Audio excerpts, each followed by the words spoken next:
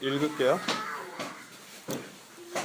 솔로몬이 애굽의 왕 바로와 더불어 혼인 관계를 맺어 그의 딸을 맞이하고 다윗성에 데려다가 두고 자기의 왕궁과 여호와의 성전과 예루살렘 주위의 성의 공사가 끝나기를 기다리니라.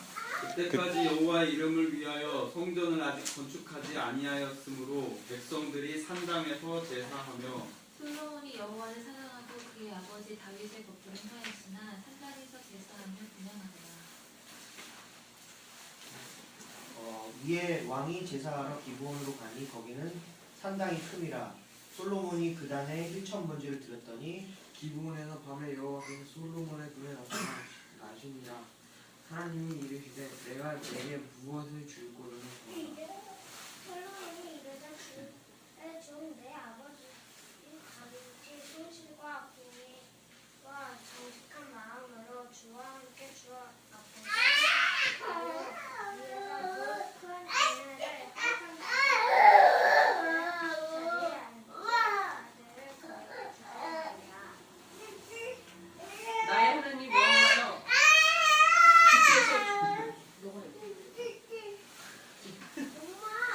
띠지 말고 나의 하나님 여호와께서 주께서 종으로 주의 아버지 다윗을 대신하여 왕이 되게 하셨사오나 종은 작은 아이 주께서 택하신 백성 가운데 있나이다. 그들은 큰 백성이라 수요가 많아서 헬 수도 없고 기록할 수도 없사오니 내가 주의 이 많은 백성을 재판할 수 있사오니까 듣는 마음을 그에게 주사 주의 백성을 재판하여 선악을 분별하게 하옵소서. 솔로몬이 이것을 구하매 그 말씀이 주의 마음에 맞은지라. 이에 하나님이 저에게 이르시되 내가 이것을 구하소서. 자기를 위하여 수도 구하지 아니하며 부도 구하지 아니하며 자기의 원수의 생명을 말하 부도 구하지 아니하고 오직 송사를 이루고 분별할 지혜를 구하였은즉 내가 내 말대로 하여 내게 지혜 있고 총명한 마음을 주니 내 앞에도 너와 같은 자가 없었거니와 내 뒤에도 너와 같은 자가 일어남이 없으리라. 내가 구하지 아니한 부귀와 영광도 내게 주노니 내 평생의 왕들 중에 너와 같은 자가 없을 것이라. 내가 만일 내 아버지 다윗이 행함같이 내 길로 행하며 내 법도와 명령을 지키면 내가 또 네 나를 비교하리라. 솔로몬이 깨어보니 꿈이더라. 이에 예루살렘에 이르러 여호와의 언약궤 앞에 서서 번제와 순제를 드리고 모든 신복을 위하여 잔치하였더라. 아멘. 오늘 본문 굉장히 유명한 이야기죠. 보통은 이제 그 성서의 여러 가지 예 중에 그러니까 나라를 아니면 자기가 강대한 왕이 되기 위해서 무엇이 필요하냐. 그러니까 요즘도 그렇지 그러니까 우리 시대 대통령이 이 나라를 위해서 필요한 게 뭐냐 하면은 첫째로 꼽는 게 군사력, 경제력, 그죠? 지금도 그렇잖아. 모든 나라의 시스템이 경제, 군사, 있어? 아무것도 없어. 심지어는 대학도 취업 안 되면. 그러니까 그럼 이러한 우리들의 사회, 우리들의 시절 속에서 결여된 게 뭐냐? 뭐예요? 지혜. 바로 그거야. 분별하는 지혜. 아니 이건 아무 데서도 안 가르쳐줘. 그리고 누구도 제공해주지 않아. 그리고 중요하다고 생각하지도 않아.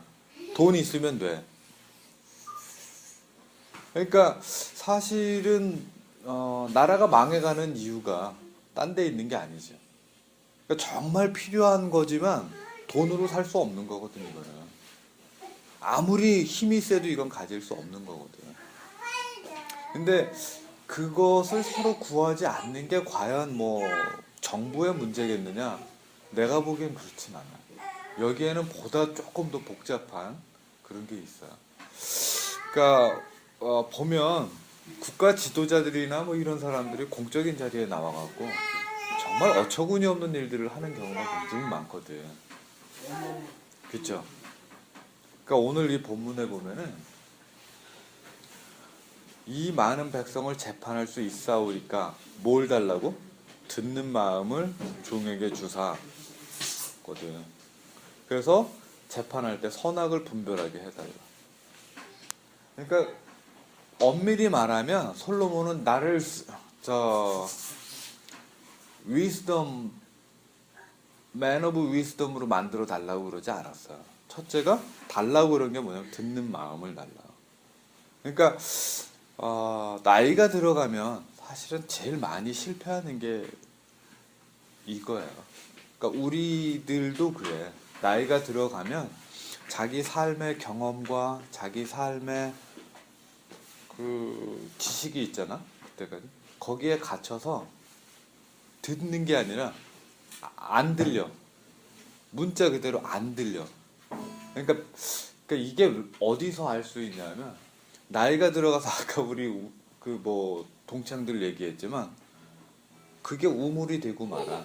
그 우물 밖은 존재하지 않아. 아니, 에이 설마. 아니 잘 봐봐. 그 우물 밖은 이미 그 사람들 모인 모임에 존재하지 않아. 아니 우물 밖으로 나갈 수도 없어. 그러니까 그 우물이 왜 우물이 돼버리냐면 그 우물이 시간이 지나가면서 성장하려면 어떻게 해야 돼? 성장하기 위해선 지금의 방식을 바꿔야 돼요. 근데 공적인 자리에서 굉장히 실수하는 사람들이 많다. 왜냐하면 옛날에 자기가 할 때 그랬던 거야. 나이 들어서 그대로 하는 거야. 심지어 자기가 고등학교 때 뭐 결혼 전에 뭐 하면서 했던 그 말 실수들 나이 들어서도 똑같이 해. 공적인 자리에서. 그러니까 뭐가 문제냐면 자기의 시절이 변해가는 걸 들을 귀가 없어. 자기 머릿속엔 여전히 20대거든. 그리고서 나이 든 남자, 특히 이제 여자는 잘 모르겠고 진짜로 이거는 내가 여자가 아니라 근데 남자들을 관찰하다 보면 머릿속으로 무의식적으로는 20대야. 근데 몸은 이미 40대, 50대, 60대잖아. 그러니까 어떻게 젊은 여자애들한테 추태 부리는 거지. 진짜 추태 부려요. 나는 그 추태 부리는 그 남자들이 뭐라 그러지? 미쳤다고 보지 않아. 미친 게 아니라 변하지 않고 나이 들면 그렇게 된다니까. 이거 우리들한테 아주 준엄한 경고야. 당신이 변하지 않고 60대가 되면 당신 그 실수하고 촌스럽고 그 뭐라 그래 그 늙으니까 그대로 되는 거야. 그러니까 그게 굉장히 무서운 말이지. 왜냐하면 내가 지금 얘기하듯이 인간의 이 뇌가 특히 남자들의 뇌는 그 유전적으로는 진화심리학의 얘기에 의하면 25세 마인드에 세팅이 돼 있어. 언제나 성적으로. 그러니까 상대방의 이성을 보면 언제나 내 마음속에 내가 갖고 있는 게 25세야. 그러니까 이게 생물학적인 세팅이라고 그래. 마인드 모듈이라고. 그래서 이 25세의 마인드를 가지고 보는데 세상을 볼 때 이 유전자라는 게 우리들에게 기본적으로 세팅해 놓은 게 뭐냐 하면 생육하고 번성하는 거잖아. 그러니까 사람들이 나이가 들든 나이가 적든 어떤 성적인 눈을 가지고 세상을 바라보는 건 기본적으로 생물학적으로 그거 자체가 나쁠 일은 없어. 그건 뭐 내장된 걸 어떡하라는 거야. 문제는 그걸 갖다가 우리가 나이가 들어서 공적인 자리에서 이렇게 표현하고 드러낼 때 여과 없이 드러내면 안 되는 거잖아. 그죠? 그러니까 그게 문제인 거지. 나이가 들어가면서 변해야 되는. 그러니까 이게 지금 내가 샘플로 얘기해 주는 게 그런 거예요. 그러니까 예를 들면 20대 애들이 모여갖고 서로 야한 얘기를 할 때 야한 농담 하잖아. 그치 주원이 너네도 하잖아. 그런 농담을 친구끼리 이렇게 막 하는 뭐 누가 뭐라 그래? 그거 할 거야. 들어도 그거 가지고 뭐 들었다고 야 이 자식들 야한 농담 일로 와봐 그래. 해가면서 막 도덕교육 시킨답시고 막 이렇게 어른들 하는 이것도 추태야. 애들끼리 뭐 하는 걸 뭐 그거 그 시대 다 그러고 지나가는 거지. 문제는 저럴 때 저러던 것이 40이 돼갖고 공적인 자리에서 아무런 분별 의식 없이 이루어진다. 어떻게 되겠어? 상상이 안 가죠. 그 사람은 사실 조금씩 변하고 성장해 가는데 그거를 생각보다 아주 은밀하고 섬세한 곳에서 하기가 쉽지 않다라고 하는 거야. 그래서 사실은 사람이 나이 들어서 모임을 하게 되면 내가 보기엔 그런 것 같아. 쓸데없이 모여가지고 나도 최근에 그런 경험이 좀 있어. 나이가 이제 40이 넘어서 만나는 사람들이 있잖아. 나이가 40이 넘어서 만나는데 뭐 나이 찾고 고향 어딘 거 찾고 선후배 찾고 이런 인간 딱 보면 그 다음에 두 번째 보기 싫어. 왜냐면 불필요하거든. 나이 들어서 우리가 아무리 친한 척해도 나이 들어서 만난 사람은 나이 들어서 만난 사람들끼리 친해질 수 있는 다른 방식이 있어야 돼. 근데 여전히 대학 처음 들어갔을 때 뭐 동기들끼리 모여갖고 뭐 해갖고 의도는 알지. 친해지자고 그런 건데 난 그렇게 친해지긴 싫거든. 뭐 그렇게 친해질 일이 뭐 있어 나이 들어갖고. 그렇지 않아? 옛날처럼 밤새서 아니 옛날에는 그랬지. 그러니까 솔로몬의 이 기도 가운데 제일 핵심이 뭐냐면 듣는 마음이야. 근데 이 듣는 마음이라는 게 사람 누가 와고 나에게 해주는 이야기를 듣는 것도 듣는 마음이지만 그러나 그거보다 훨씬 더 중요한 게 뭐냐면 나에게 그것은 바로 변해가는 세상을 듣는 거야. 그 두 가지야. 세상이 변해가기도 하지만 나도 변해가. 그러면 변해가는 세상을 듣는다라고 하는 것은 그러니까 10년 전에 내가 세상을 들을 때하고 10년 똑같은 세상이라도 10년 후에 내가 그 세상을 들을 때 다르게 들려야 돼요. 바깥 세상이 똑같다고 전제를 한다면. 그런데 문제는 뭐냐 하면 세상도 변해. 나도 변해. 그럼 어떻게? 사실은 굉장히 어려운 과제야. 변해가는 세상 속에서 내 내면의 변화를 따라가면서 성숙해가면서 듣는다. 어렵지. 보통의 과제가 아니니까 사실은. 근데 직장 생활하고 인간관계하고 뭐 하다 보면 잘 봐. 얼마나 내 삶에 고착이 되는지. 스트레스 받고 뭐 복잡하고 막 하니까 어떻게 인간관계를 줄여. 만남을 줄여. 그러니까 지식 같은 거 뭐 교양 같은 거 뭐 하는 시간은 불필요하니까 삭제. 그러면서 이제 요즘 사람들이 끝까지 고수하는 게 있죠. 운동 시간.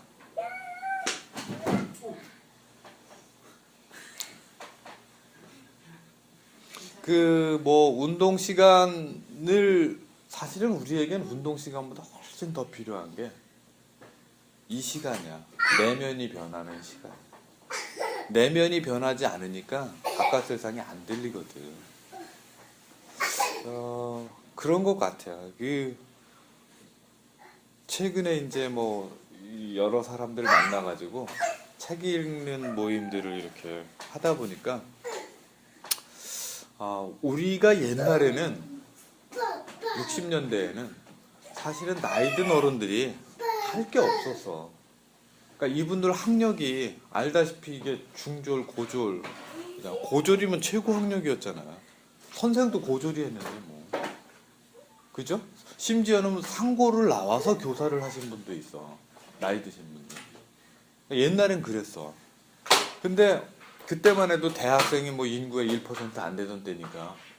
그러니까 대학생 하면 인텔리 하는데 어느 순간 우리 세대 때 30%가 들어갔고 지금 지금 대학생 세대가 85%가 가고 지금 우리 또래에 있는 사람들은 중졸 있지.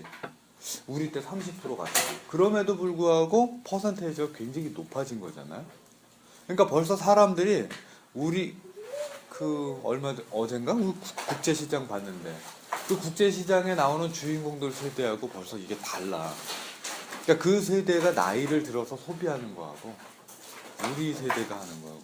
그러니까 우리 세대 때 정말로 필요한 우리들의 기도가 무엇이겠느냐. 나는 그게 뭐 늘 주장하는 얘기지만 그게 공부예요.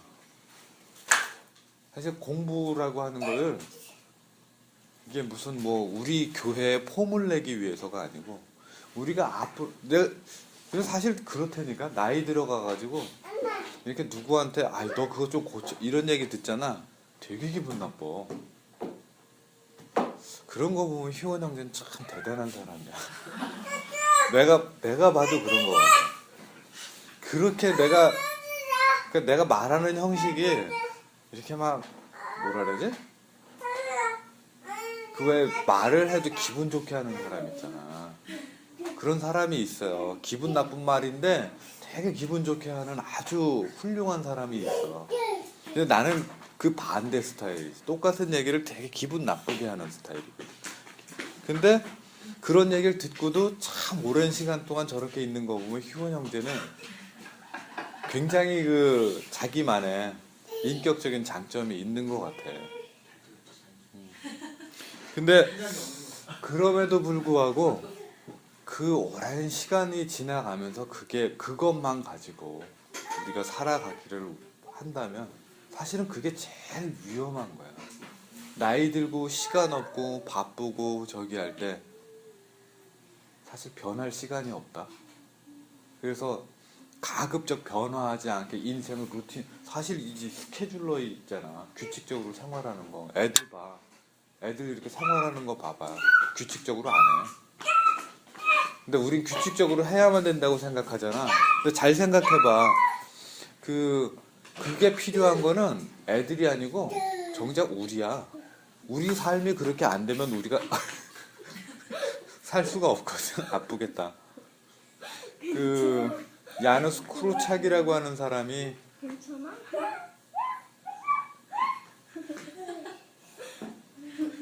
이 야누스 크루착의 영상을 본 적이 있나? 있어요 여기서? 기억이 안 나요. 뭐가 필요하세요? 아니? 야누스 크루착 영상을 본 적이 있냐고 내가 물어본 거야. 근데 그때 나갈 필요 없었나? 다들 기억이 안 나는 것 같아. 무슨 내용인데? 야누스 크루착이라고 하는 사람 못 들어봤어요? 진짜 안 본 모양이네. 진짜? 봤을 수도 있어요. 그 유태인 폴란드의 아그 교육학자인데 왕이 아니 점 하나 찍고서 맨 처음에 생긴 그거 아니야. 이 사람은 뭐라 그럴까? 정말 말로 형용하기 어려운 사람인데 이 사람이 원래 뭐랄까? 느릴 것 같은데. 보기는 봤었어요. 진짜? 그 100마디 말보다는 그 영상 하나가 제일 좋기는 한데 우리 쪄가지고 이게 말이 안 나. 이게 울진 않았어. 준우야, 너 먹던 거 있지 않냐? 폴란드의 그 교육학자라고 알려져 있는데 이 사람 원래 그 정신 분석을 공부했던 사람이야. 근데 의술 공부를 하다 보니까 안 되겠어. 그 당시가 이제 2차 세계대전 직전이거든. 야누스 콜짱. 아니. 야누스 크루착 다음 지식 채널 2로 들어갔어요. 그래서 그 사람이 그 2차 세계대전 직전에 그 폴란드에서 자기는 잘 살 수 있었던 것 같아. 근데 그걸 정신 분석 일을 하다가 그 돈을 가지고 고아원을 차렸어요. 그래서 폴란드 길거리에 있는 고아들을 먹이다가 이 일이 너무 바쁘고 일이 많은 거야. 알았어. 그래서 결국은 의사를 그만두고 고아원 원장이 됐죠. 그 원장이 돼갖고 굉장히 유명한 게 뭐냐면 그 어린아이들을 굉장히 주제로 해서 글도 많이 글을 많이 쓰지는 않았어. 근데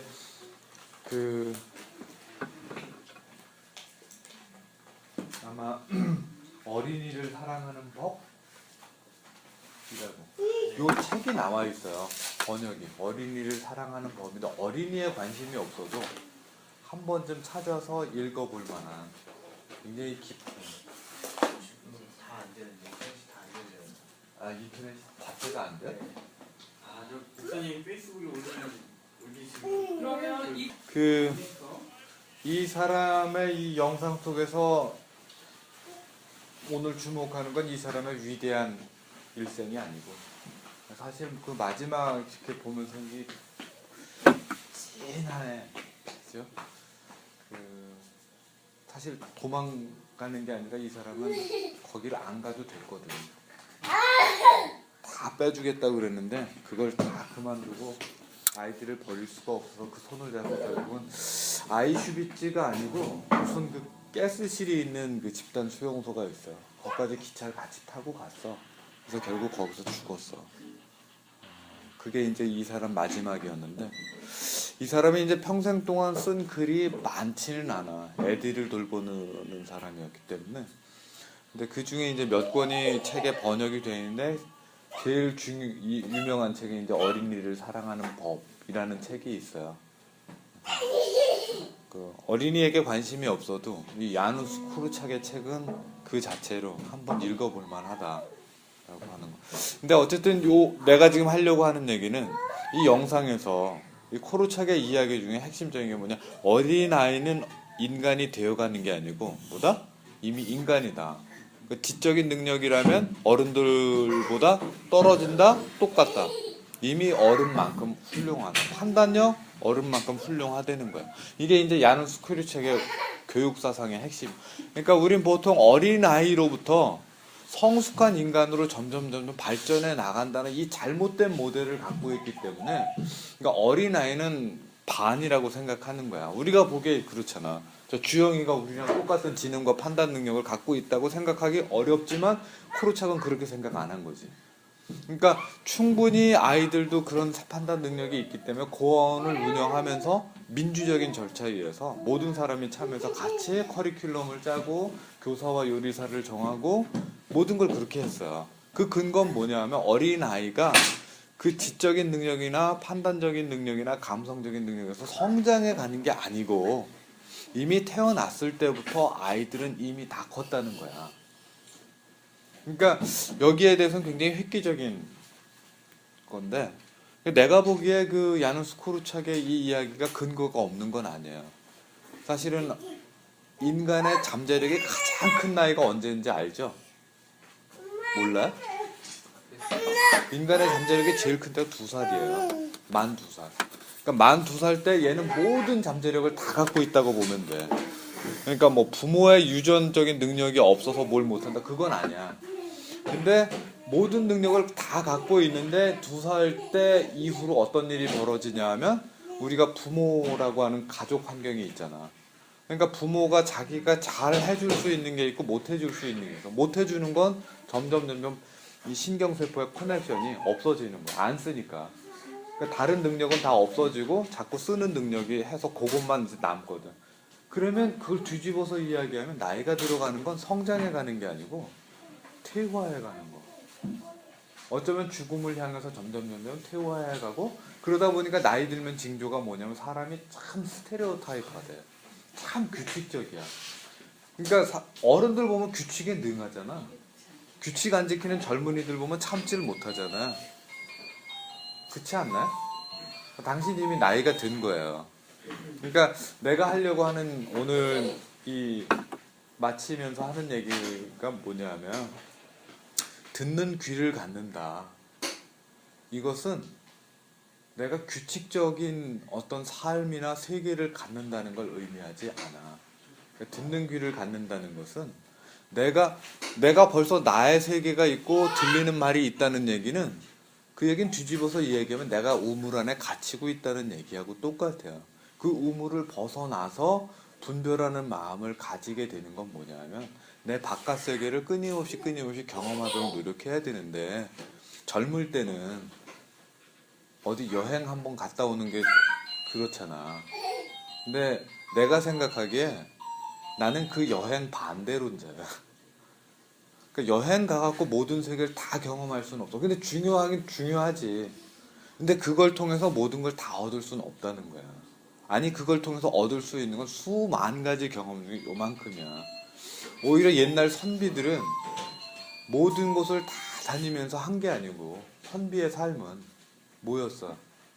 앉아서 그냥 책 읽는 거였어요. 책을 통해서 하는 체험과 우리가 눈으로 가서 직접 보는 체험과 우리들은 다르다고 생각하는데 옛날 이 사람들의 아주 지혜로운 점은 이 경험이 다르지 않다라고 하는 걸 알았어. 그렇거든요. 두뇌가 장님인 거 알죠? 두뇌는 장님이야. 내가 회원 씨가 세상에서 제일 미인이잖아. 네. 아직까지는. 근데 중요한 건 뭐냐면 두뇌가 장님이야. 그러니까 인수 형제가 보고 있는 이 회원 자매의 모든 이미지는 뭐야? 본래의 모습이 아닐 수도 있어. 재구성이야. 그러니까 모든 모습은 재구성. 두뇌 자체는 진짜로 귀를 안 갖고 있어요. 그 바깥 세계를 이 안에 갇혀 있는 두뇌가 바깥 세계를 보기 위해서 이걸 이용하는데 우리 안경 없으면 사실 좀 불편하잖아. 안경 쓰고 있는 사람은 특히 그렇다. 근데 재밌는 건 뭐냐면 눈으로 보는 이 모든 이미지가 이렇게 들어오는 게 아니고 뒤집혀서 들어와. 그 들어오는 순간 이게 뒤에 가고 스크린이 맺히는 게 아니라 여러 장소로 분해가 돼갖고 나뉘어져. 그래서 없어. 그래서 이거를 기억하기 위해서 순간적으로 재구성을 하는 건데 그렇다니까. 그러니까 요지는 듣는 마음, 선악을 분별하는 이것에 우리가 나아가기 위해서 마음속에 깊이 새겨야 될 것이 뭐냐면 나이가 들수록 자연스럽게 성장하는 게 아니다. 나이가 들수록 성장하기 위한 스스로의 훈련이 가장 필요하고 플러스 우리들의 삶은 그 성장을 할 수 있는 어떤 그 기제나 방식을 전혀 어렸을 때부터 제공해 주지 않았다. 그러면 이 솔로몬이 오늘 하나님 앞에 간구한 이 기도를 우리가 다시 한번 생각해 볼 이유가 있어요. 그러니까 솔로몬이 수없이 많은 사람들이 와서 나에게 간구할 때 나에게 듣는 마음을 허락하시고 내가 그들을 재판할 때 선악을 분별하게 해주십시오라고 하는 이 말은 아마 영원토록 우리들의 과제가 될 거예요. 그냥 무슨 뭐 아이들을 교육하는 사람이어서가 아니고 살아가면서. 그러니까 우리 교회도 아마 우리 교회는 자연스럽게 성장하지 않아요. 자연스럽게 두면 어떻게 되냐 하면 몸은 할아버지인데 마음은 뭐야? 철딱서니 10대만도 못한. 그 국제시장 그 영화 보니까 맨 마지막 장면에 그게 나오더라고. 할아버지가 돼서 중늙은이가 되는데 마음에는 어린애가 있는 거예요. 크지 않아. 그러니까 그런 모습이 좋을 수도 있지만, 그러니까 어린애의 천진난만함을 갖고 있는 어린이라는 게 반드시 나쁜 건 아니지만 어린아이의 무분별함을 그대로 간직한 어른이라면 위험하죠. 기도하겠습니다. 알았다. 하나님 고맙습니다. 우리 오늘 솔로몬의 이야기를 통해서 우리 인생에 필요한 하나님의 말씀을 듣습니다.